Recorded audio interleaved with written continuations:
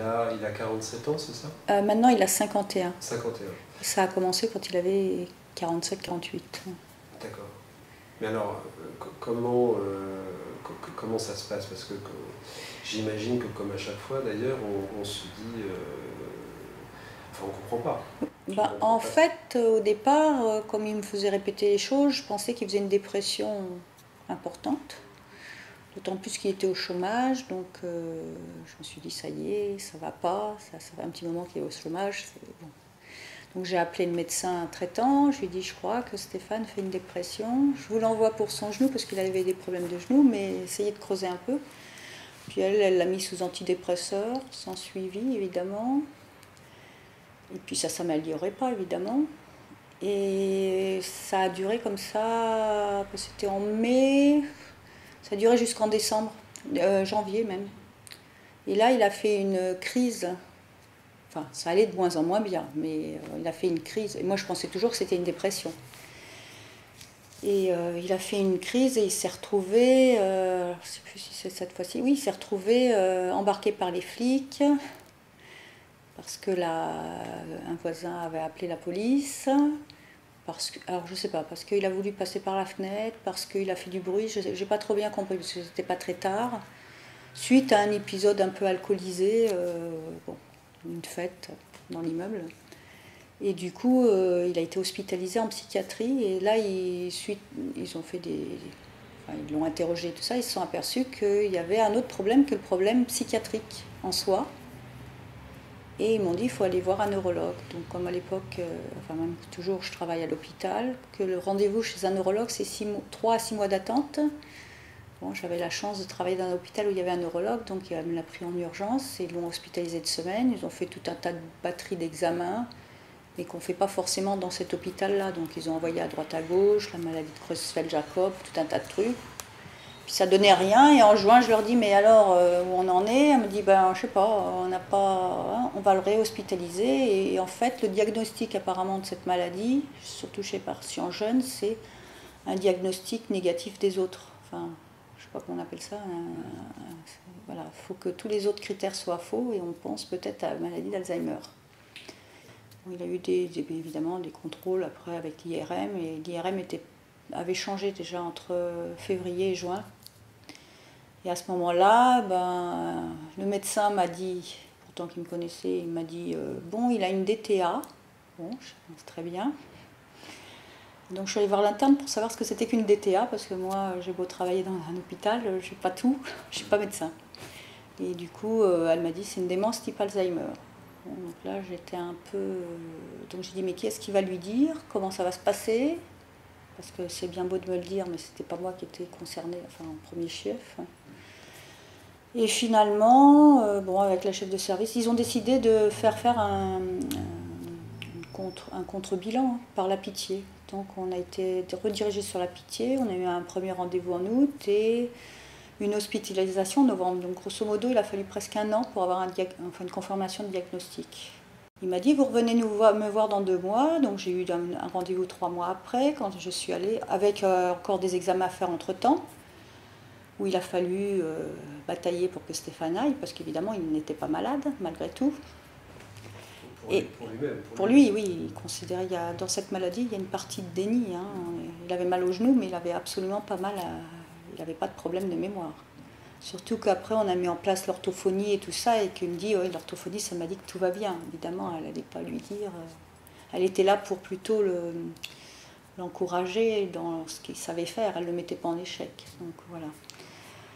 Enfin bref, et quand on est arrivé au mois de mars et qu'on a eu la deuxième consultation, je lui dis mais qu'est-ce que je fais s'il fait une crise? Parce qu'on a fait quelques-unes un peu violentes.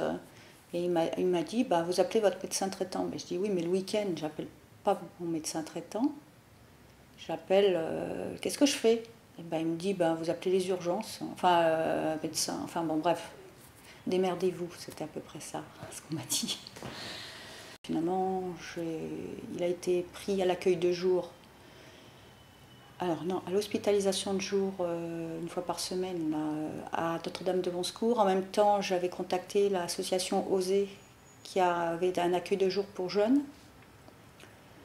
Et j'ai fait transférer tous les dossiers à Saint-Joseph, parce qu'au moins il y avait une filière. En fait, quand on a eu des crises, dans les 3 jours, j'avais quelqu'un, enfin pas le week-end, mais le lundi ou le mardi, j'avais quelqu'un en face de moi pour me dire on va changer les traitements, ne vous inquiétez pas. On m'a prise aussi un petit peu en charge, enfin voilà.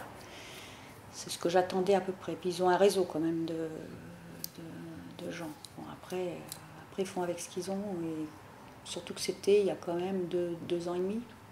3 ans, donc il y a un peu plus de choses maintenant qu'il y a 3 ans. Donc voilà comment ça s'est passé. Moi j'avais la chance en plus d'être assez armée là-dessus, enfin même si je ne connaissais pas du tout la maladie, mais disons que je suis quand même dans le milieu médical, j'ai assez de bagages pour comprendre, voilà. Mais j'imagine quelqu'un qui ne comprend pas très bien le français, pour qui les médecins c'est quand même le Dieu tout-puissant.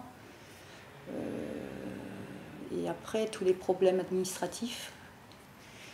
Je ne sais pas, quand on est dans des périodes de stress où on a plutôt besoin d'aide et c'est pas nous qui devons être moteurs. Et en fait, c'est ce qui se passe. Alors, notamment pour les personnes jeunes, où c'est d'autant plus difficile que c'est pas reconnu par le grand public, par tout le monde, quoi. Enfin, moi-même, je connaissais même pas que ça existe. Enfin, je ne savais même pas que ça existait. Enfin, non, je ne savais pas. Donc il a fallu se battre déjà rien que pour le 100% médical, etc. Après, il y a eu pour cette reconnaissance d'invalidité. Après, il a fallu aussi faire une reconnaissance, passer de l'arrêt de maladie à la validité par la Sécu, enfin par la CRAMIF. Ça a été beaucoup plus simple. Je dois dire que la CRAMIF, c'est le seul organisme qui a été réactif. Ils ont de très bonnes assistantes sociales, alors, sur leur domaine. En tous les cas, moi je suis tombée sur quelqu'un de très bien, qui m'a toujours, quand elle ne savait pas répondre, elle m'a toujours rappelé, qui a pris régulièrement des nouvelles. Alors c'est peut-être parce qu'elles ont moins de cas à traiter, j'en sais rien, mais c'est vrai que j'ai eu quelqu'un de particulièrement compatissant en plus, qui a toujours cherché une façon, alors que sur l'administratif, mais c'est déjà beaucoup. Et parce que j'ai vu à peu près 8 assistants sociaux. Finalement, c'est quand même moi qui ai fait toutes les démarches, toute seule. Et le médecin aussi, le médecin contrôle là, de la Sécu, il connaissait déjà Stéphane parce qu'il avait eu des problèmes. Il avait eu une invalidité pour son genou, et donc c'est lui tout de suite qui m'a dit qu'il faut le passer en invalidité 2e catégorie. Bon, donc ils ont été très performants. C'est le plus facile en fait à obtenir, c'est ça. Entre-temps, Stéphane a été à nouveau hospitalisé. Et là, ils m'ont dit, vous ne pouvez plus le garder. Et du coup, après, il a été hospitalisé en psychiatrie. Parce que, alors, malheureusement, dans cette maladie, soit on est calme et on reste dans l'hospitalisation gériatrie. Enfin, en tous les cas, il y a 3 ans, c'était comme ça. Mais s'il y a un souci, comme on ne peut pas le gérer, ils sont envoyés en psychiatrie. Et là, c'est très, très difficile. Et pour lui, et aussi pour nous. Notamment dans le cas de Stéphane, où il a été... Alors la psychiatrie, c'est très compliqué, c'est très sectorisé, donc ça dépend d'où on habite. Ici, en l'occurrence, on dépendait de Maison Blanche, mais Maison Blanche, ici, c'était la petite clinique Rémy de Gourmont, qui n'était une vieille structure. Donc Stéphane est arrivé dans le truc d'urgence, là, dans l'unité d'urgence où il y avait 5-6 chambres. Il est resté la première fois 4 mois enfermé dans ces 6 chambres, là, 40 mètres carrés maximum. Parce que s'il le mettait avec les autres, ils avaient peur que les autres soient violents envers lui, puisque lui, il rentrait dans toutes les chambres, il ne savait plus quelle était sa chambre, et les autres étaient plutôt agressifs, enfin, risquaient d'être agressifs, puisque eux, ils étaient là pour des problèmes psychiatriques. Donc c'est absolument pas adapté. Bon, ils ont fait ce qu'ils ont pu, mais voilà. À partir du moment où j'ai appelé le médecin pour lui dire qu'il faisait une dépression, et le moment où il a été hospitalisé, ça a dû passer 2 ans. Voilà. Mais parce que la maladie chez lui, en tous les cas, évolue à une rapidité fulgurante. Et il y a 2 ans, il était à la maison ici, tout seul. C'est-à-dire que je n'avais pas mis en place, à part l'accueil de jour, personne ne s'occupait de lui. Alors je ne dis pas que tout était bien, loin de là, on le retrouvait un petit peu partout. Mais il avait un grand sens de l'orientation inné, ce qui fait que pendant longtemps, il a su, même s'il se perdait dans le métro, il savait se retrouver, même s'il tournait dans le quartier, il ne se perdait pas, les gens le connaissaient, ils ne savaient pas qu'il avait ça. pas tous. Enfin, quand j'ai su, si j'ai quand même mis des alertes un peu à droite à gauche, voilà, là où il avait l'habitude d'aller, etc., il savait un petit peu qu'il y avait un souci. Donc ça a été extrêmement rapide. J'ai pas eu, moi, de décision à prendre réellement, parce qu'en fait, ça devenait trop lourd en travaillant avec un ado à la maison. Nous, on pouvait, c'était extrêmement anxiogène. Enfin, et puis moi, j'arrivais plus à gérer. Quand j'avais fini ma journée de travail, j'arrivais ici, il me répétait 10 fois la même chose, 20 fois, 30 fois, je lui répétais 30 fois. Au bout de la 31e, je criais, je m'énervais. Ce qui est très difficile aussi dans cette maladie, surtout au début, c'est qu'on ne voit pas qu'ils sont malades. Ça ne se voit pas physiquement.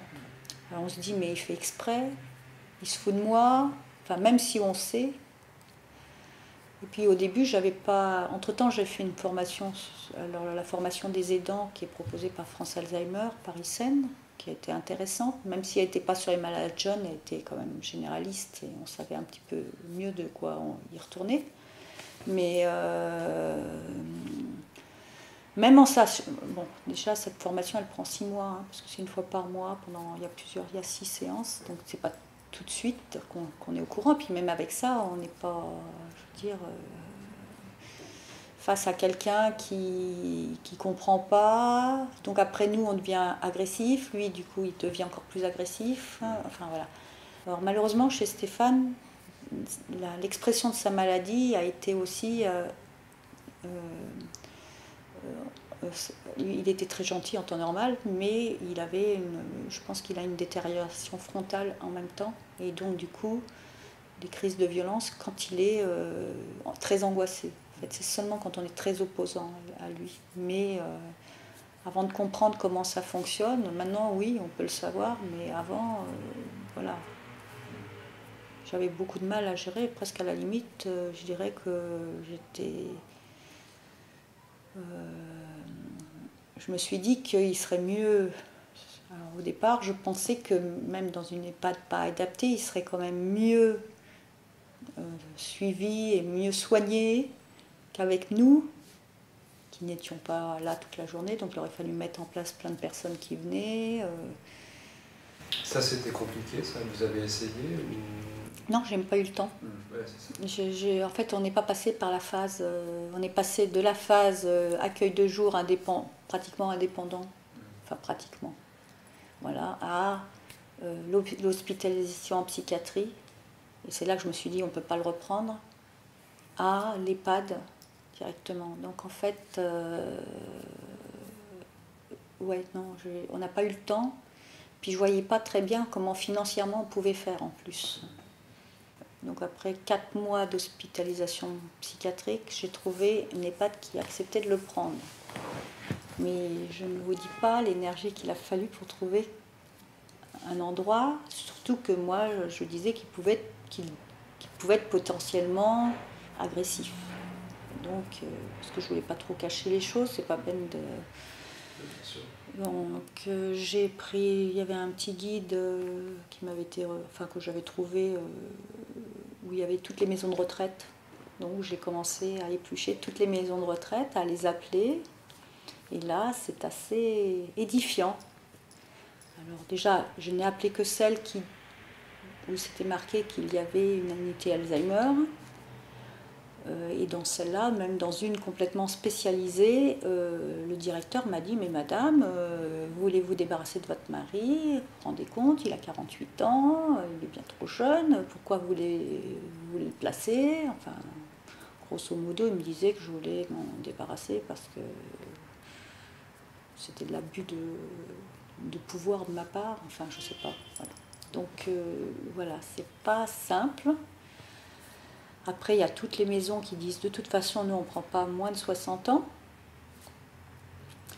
Et puis après, en même temps, j'ai fait, alors habitant Paris, j'ai fait la demande auprès du bureau d'aide sociale de Paris. Donc il faut faire une demande d'attribution d'aide sociale et c'est la même personne qui fait la demande dans les établissements, les EHPAD gérés par la ville de Paris. Au bout d'un certain temps, au bout de 6 mois, j'ai quand même eu l'accord de l'aide sociale, mais on m'a dit on ne fera aucune demande pour vous dans aucun établissement géré par la ville de Paris, votre mari est trop jeune. Donc ça fermait toutes les maisons de Paris qui sont agréées à aide sociale, qui sont gérées par la ville de Paris, ce qui en fait pas mal déjà. Donc il a fallu trouver une autre solution et là on a eu un peu de chance parce que la cousine de Stéphane travaillant à la RATP savait qu'il y avait une EHPAD à Bastille qui avait une unité Alzheimer, donc elle connaissait le directeur, donc il a vu ils ont rencontré Stéphane et eux ils ont bien voulu essayer, mais ils n'avaient jamais eu de malade jeune et ils ont à peu près 15 patients, ils étaient tous très âgés, mais bon, ils vous ont bien voulu tenter. L'infirmière coordinatrice cadre était très bien, le directeur aussi, donc eux ils se sont dit il faut qu'on les aide, enfin c'est parti et la maison était très bien. Mais le souci, c'est la gestion d'une personne jeune par des soignants qui ont à peu près le même âge que lui. Et donc là, on se retrouve avec une partie des personnels qui est d'accord et une partie qui s'identifie trop ou chez qui il fait peur, qui ne savait pas gérer. Stéphane bouge beaucoup, il déambulait beaucoup, donc en plus à l'époque il se sentait quand même un peu en prison, donc il voulait toujours sortir. Donc si on se mettait devant lui, on lui disait non tu sors pas, il poussait la personne, il avait la force physique, il était quand même en pleine force de l'âge. Donc ça a posé quand même quelques soucis. Et finalement, il est resté de février à octobre. Et en plus, son état, de toute façon, petit à petit, son état se dégradait. Donc, on n'arrivait pas. Alors, il n'y avait pas de médecin coordonnateur. C'est très compliqué. Il était sorti avec les médicaments de psychiatrie, qui sont des neuroleptiques. C'est pas hyper bien pour les personnes qui ont ce type de maladie, mais d'un autre côté, si on arrêtait les neuroleptiques, il devenait trop potentiellement violent. Il entrait dans toutes les chambres, comme les autres d'ailleurs. Mais du coup, ceux qui habitaient la chambre, ils n'étaient pas contents, ou les familles, donc ça posait aussi problème. Ça a été extrêmement compliqué. Ceci dit, il faut savoir que les personnes âgées, elles aussi, elles sont très violentes. Moi, j'ai vu des petites mamies là-bas se donner des claques ou des coups de canne. Alors, ça ne fait pas trop peur aux soignants parce qu'elles sont âgées. Mais j'ai vu quand même, on n'en parle jamais, mais j'ai vu des grandes bagarres. Ça faisait plus peur pour Stéphane parce qu'il avait leur âge et ils se sentaient en miroir avec, ils ne savaient pas comment faire. Donc on a dit, c'est les traitements. Moi je pensais que c'était les traitements qui étaient plus adaptés. J'ai dit que ce serait bien qu'on fasse une hospitalisation pour revoir les traitements et j'ai essayé de négocier pour qu'on le reprenne à Saint-Joseph par exemple ou à l'hôpital Bélan où il était suivi par un neurologue. Et le temps que je fasse ça, le médecin coordonnateur qui venait d'être recruté, il me l'a envoyé à Sainte-Anne en me disant bon, ils vont lui trouver là où il faut. En fait, donc je suis allée avec lui, on m'a dit au dernier moment. J'avais demandé 3-4 jours de délai et finalement, quand on est arrivé au centre, ça s'appelle le centre de tri, enfin ça s'appelle pas comme ça, mais c'est un centre de tri où quand les gens arrivent, on les redispatche là où il faut. Et là, ils m'ont dit, il habite dans le 19e, donc on va le ramener encore à la clinique Rémy de Gourmont. Alors j'ai essayé de faire valoir qu'il habitait maintenant dans le 11e et qu'on aille ailleurs. Ça n'a pas été possible. Puis finalement, il n'y avait pas de place à Rémy de Gourmont, ils l'ont mis à Hauteville, donc une autre clinique psychiatrique qui dépend de Maison Blanche, où c'était un peu mieux. Il est resté une semaine, mais dès qu'il y a eu de la place à Rémy de Gourmont, c'est comme ça la procédure, on l'a changé. Ce qui fait qu'en l'année 2010, il a changé 9 fois de lieu. Pour quelqu'un qui a besoin d'avoir des repères, ça fait beaucoup. Aussi le problème de la maltraitance, qui est un problème, c'est très, très difficile de savoir. c'est pas forcément intentionnel. Enfin, je veux dire, je comprends aussi. Moi-même, parfois, je me suis beaucoup énervée, je me suis disputée, donc je comprends.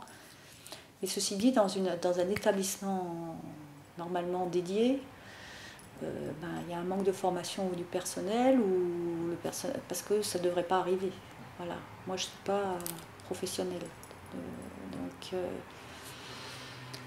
Donc au bout de 3 ou 4 mois, ils m'ont dit qu'ils ne reprenaient pas Stéphane et qu'il fallait trouver une autre structure. Il est là-bas depuis combien de temps du coup? Ça fait 1 an, un peu plus d'1 an. Fin avril, il est rentré, pas cette année, mais l'année d'avant. Donc 1 an et 2 mois après. Et comment ça se passe? Alors ça se passe. L'avantage, alors cette structure qui existe depuis longtemps, elle a été construite à une époque où ils ont été une des premières structures qui s'occupaient des malades d'Alzheimer. Donc elle est construite d'une façon différente des EHPAD. Alors qu'on rentre, il y a une grande agora, ils appellent ça, donc c'est une grande pièce où il y a tout le monde. On descend tous les gens là-dedans. Ceux qui sont valides, mais ceux qui ne sont pas valides, ceux qui sont branchés à l'oxygène aussi. Donc là, ça c'est là. Et puis dans cette agora, il y a un chemin de déambulation, puis il y a un petit jardin autour.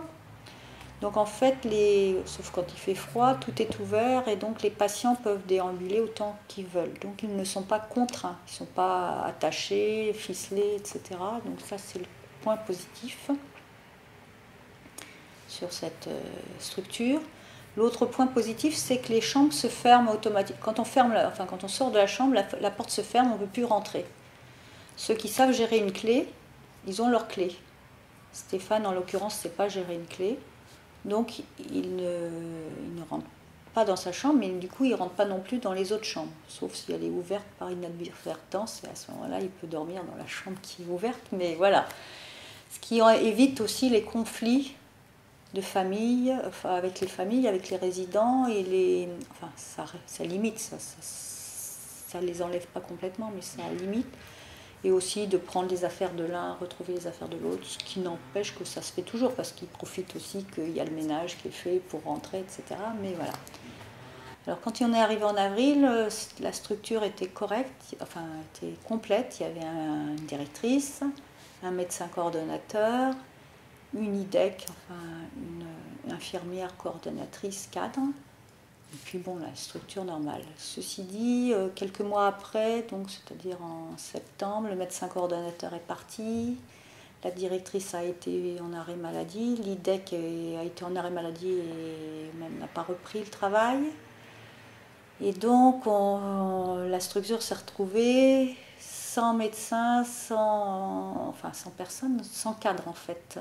Donc la psychologue qui était très bien, enfin qui est toujours très bien, a pris le rôle de directrice, mais elle a dû tout gérer. Et donc enfin là, depuis 2 mois, 3 mois, il y a à la fois un nouveau médecin coordonnateur qui est arrivé il y a 15 jours, 3 semaines, une IDEC qui est arrivée en mars. Donc enfin l'équipe est complète. Petit à petit, la population qu'ils ont a changé. En fait, il y a 11 ans, ils avaient des gens beaucoup moins malades. Alors, en fait, ils ont 2 sortes de populations. Ils ont soit des jeunes, il y en a 4 jeunes actuellement. Dans les 4, il y en a un qui est mieux que mon mari, qui est comme mon mari il y a 3 ans. Il y a mon mari. Et puis, il y en a 2 qui ont à peu près le même âge. Mais eux, ils sont déjà en fauteuil coquille. Ils sont complètement dépendants, en fait. Hein. Vraiment, ils ne marchent plus, il faut leur donner à manger, etc. Donc voilà. Et puis elle disait que c'est vrai que les résidents, maintenant on détecte plutôt la maladie, mais aussi, alors ils ont à la fois des malades plus lourds aussi, qu'on n'arrive pas, avant ils n'en avaient pas autant. Mais par contre, là où ils sont, on dira, performants, c'est qu'ils vont garder la personne jusqu'à ce qu'elle meure, parce qu'on meurt quand même de cette maladie, même quand on a 50 ans.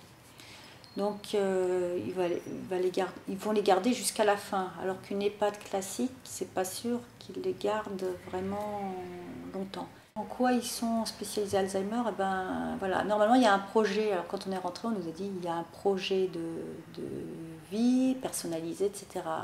Donc, c'est là qu'on a dit on va mettre Stéphane un peu, on va essayer l'accueil de jour, on va faire la piscine, etc. Mais du coup, suite au chamboulement de personnel, tout ça est un peu retombé. Je pense que ça va reprendre, mais d'ici septembre-octobre, ça va pas. Bon, mais en attendant, ben voilà, on a eu quelques petits moments un peu difficiles. Stéphane, depuis janvier, ne parle plus du tout. Donc avant, il parlait pas beaucoup. De temps en temps, il disait oui, jamais non d'ailleurs. Et avant, quand il est rentré dans la structure, il parlait un petit peu. Maintenant, quand on lui disait ça va, il disait oui, ça va. Maintenant, il dit plus, voilà. Maintenant, il dit plus rien. Donc, au niveau de la communication verbale, c'est extrêmement restreint. Au niveau de la communication par le visage, enfin par les expressions, c'est complètement. Ça fait 3 ans que je ne le vois pas sourire, puisque je pense que ce sont une partie de la maladie, mais surtout les neuroleptiques qu'il a, le rendent complètement inexpressif. Donc. La seule chose qui est vivante, ce sont les yeux. Enfin, par contre, quand il ne veut pas quelque chose, on le sait. C'est-à-dire que s'il voit que je parle trop longtemps avec un tel et puis que ça ne lui plaît pas, il va me prendre la main puis il va m'emmener ailleurs.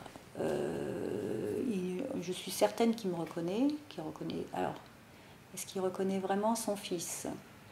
Il le reconnaît au bout d'un moment, je pense. Mais parce que quand il l'a quitté, il avait 14, 15 ans, maintenant il en a 18, donc forcément il change physiquement. Et donc il y a toujours un petit décalage, je pense, je ne sais pas, dans son monde, où il en est dans sa tête. Il paraît qu'on est à d'autres époques que l'époque actuelle. Donc moi je le connais depuis que j'ai 17 ans, donc ça fait un certain nombre d'années.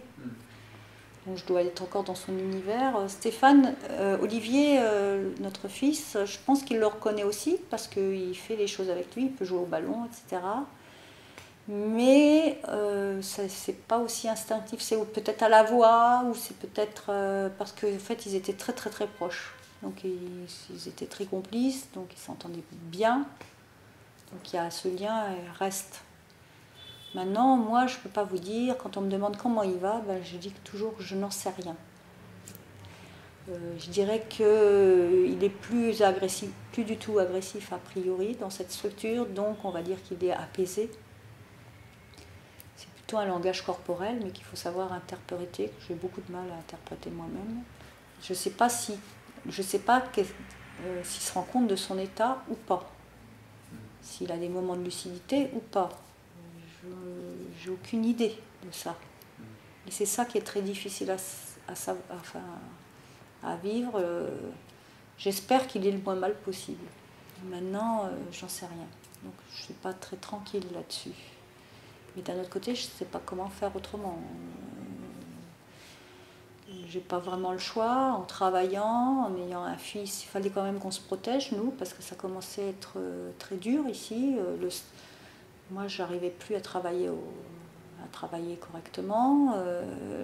J'étais dans un état de stress permanent. Olivier aussi, il a eu du mal. Enfin, de toute façon, c'était trop tangent. Et quand à mettre des gens chez nous tout le temps, c'est pas non plus, c'est pas facile. Voilà. Donc, au début, je cherchais des moyens de communication. Par le toucher, par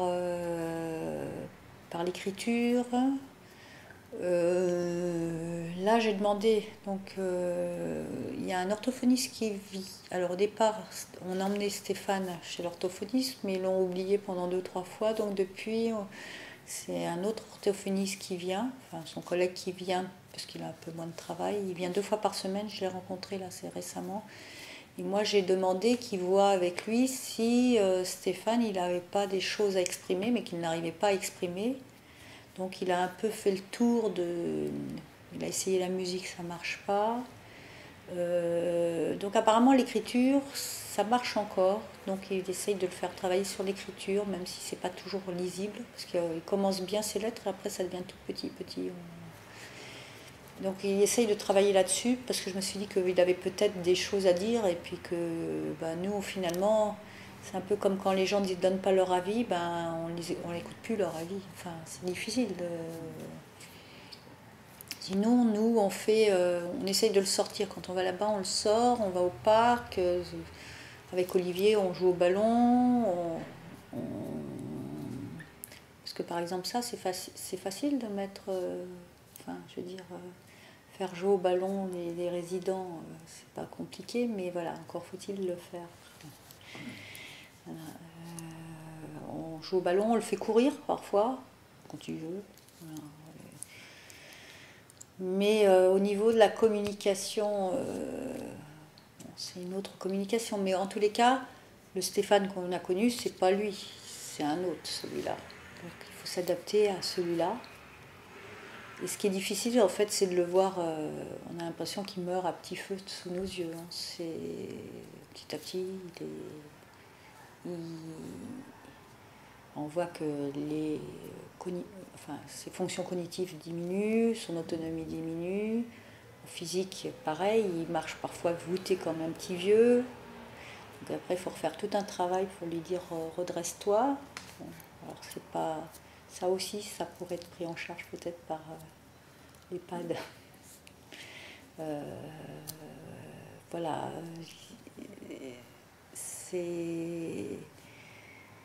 voilà, on le voit dépérir petit à petit. Alors ce qu'on espère, c'est que ça soit avec le moins de douleur possible, enfin avec le moins de... On se demande des fois s'il faut mieux le stimuler ou pas le stimuler. Parce que est-ce qu'il faut mieux le stimuler et puis il se rend compte de ce qui lui arrive, ou est-ce qu'il ne faut pas le stimuler, il ne se rend pas compte? Je ne sais pas. Je n'ai pas de réponse à cette question. C'est compliqué en tous les cas. Je ne sais pas ce que sera mon avenir, mais j'espère que l'avenir de Stéphane ne va pas durer comme ça encore 10 ans. Parce que c'est pas une vie, enfin en tous les cas pour lui. Je ne parle pas de moi. Donc bon, c'est vrai que je suis un petit peu en... Ça ne m'empêche pas de faire d'autres choses à côté. Après, ma vie personnelle en tant que femme, c'est vrai que c'est un peu réduit. Mais peut-être qu'aussi, j'ai pas trop envie de faire autre chose. Enfin, bon, puis peut-être que j'ai pas eu l'occasion non plus. Voilà. En tous les cas, au départ, c'était un peu tôt. Maintenant, j'en sais rien. J'ai pas dit que je referai jamais ma vie. C'est pas... J'en sais rien. C'est pas tellement d'actualité, on va dire. Mais sait-on jamais. Voilà. Mais oui, c'est un chemin à deux, mais c'est pas comme c'est pas lui. C'est compliqué. Je sais pas comment. Chez les personnes âgées, c'est un peu différent dans le sens où d'abord les deux personnes souvent sont âgées. En plus, alors. Donc ils ont moins d'énergie peut-être aussi pour changer, enfin pour. Voilà. Et puis que souvent la maladie dure longtemps. A priori, chez les malades jeunes, si on s'en tient aux statistiques, c'est maximum 8 ans. Enfin, en moyenne 8 ans, on va dire. Et puis, de toute façon, physiquement, à partir du moment où il devient impotent, etc., après, c'est autre chose, quoi. Là, on essaye de profiter un maximum quand il n'est pas trop mal. Parce que parfois il est bien, parfois il n'est pas bien non plus, hein, même quand on va le voir maintenant. Parfois il va être très affectueux, puis des fois il ne nous regarde même pas. Voilà, mais enfin, en général, il nous reconnaît. Par exemple, il me prend la main, ou il va me prendre par le cou, ou tout ça. Donc ça prouve que quand même, il y a des choses qui restent. Hein. Maintenant, après, voilà, c'est... Oui, c'est une petite... C'est comme si c'était autre chose, enfin, un autre monde. Mais c'est vrai qu'il y a des fois, je dors pas très bien.